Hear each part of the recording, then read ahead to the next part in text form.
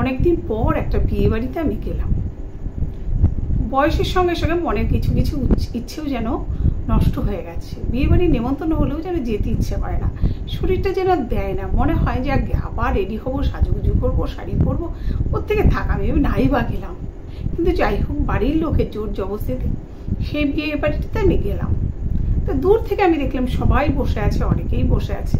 তা আমিও একটু বসবো বলে একটু এগিয়ে গেলাম। কয়েকটা চেয়ার পেছনের দিকে ফাঁকা ছিল, আর সামনের সারিতে বসেছিল কয়েকটা ছেলে মেয়ে, একসঙ্গে গোল হয়ে বসে ওরা গল্প করছিল।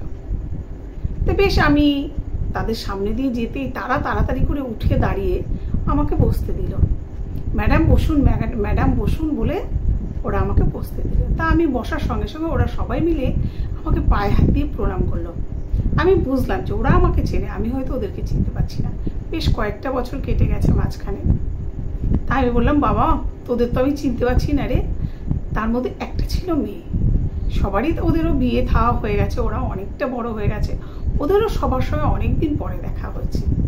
তা আমাকে ওরা বললো, ম্যাডাম আপনি আমাদের হয়তো চিনতে পারছেন না, কিন্তু আমরা আপনাকে চিনতে পেরেছি।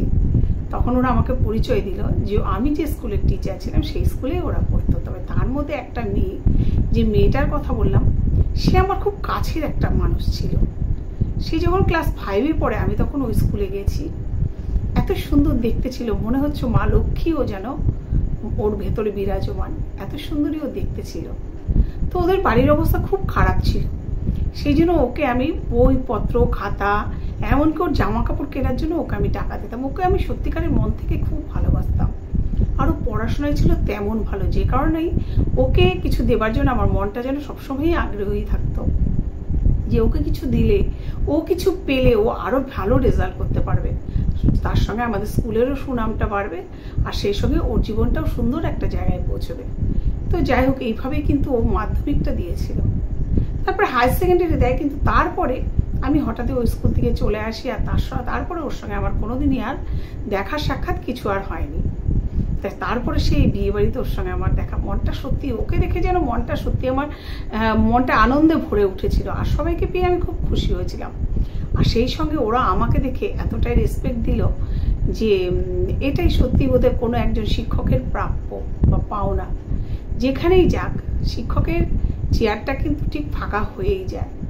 অনেক আগেই আমি শিক্ষকের চেয়ারটা ছেড়ে দিয়েছিলাম, কিন্তু যেখানেই যাই কোনো না কোনো চেয়ারটা ঠিক আমার জন্য ফাঁকা হয়ে যায়। শিক্ষকের সম্মানের জায়গাটা আজও কিন্তু খুব সুন্দরভাবেই আছে।